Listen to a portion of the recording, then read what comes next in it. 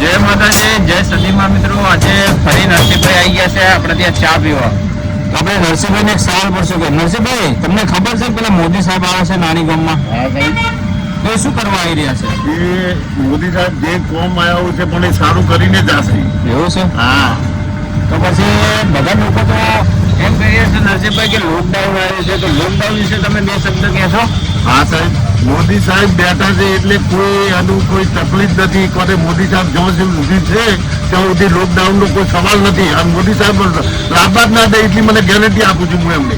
એવું છે? તો મોદી સાહેબ ઉપર લોકો આટલો ભરોસો કરે છે, તો પછી મોદી સાહેબ થોડી કોઈને તકલીફ આવવા દે? શું કેવું કોઈ નરસિંહભાઈ? લોકો સારું બોલે છે, કોઈ ખરાબે બોલે છે, પણ બાકી એક પાસે ગુજરાતનો વાઘ છે, વાઘ.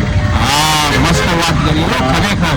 અને મોદી સાહેબ બેઠા છે ત્યાર સુધી કોઈને ડરવાની જરૂર નથી. જરૂર જ નથી.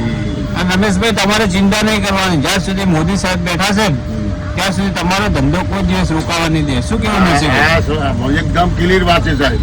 અને ગરીબોના મસીહા એટલે કે મોદી સાહેબ. હા, તો મિત્રો, વધારતાની પણ આ વિડીયો છે ને મોદી સાહેબ સુધી જાય અને ગરીબોનું ભલું થાય એવો નરસિંહભાઈનો અવાજને મોદી સાહેબ સુધી પહોંચાડજો. right. જય માતાજી, જય સદીમાં.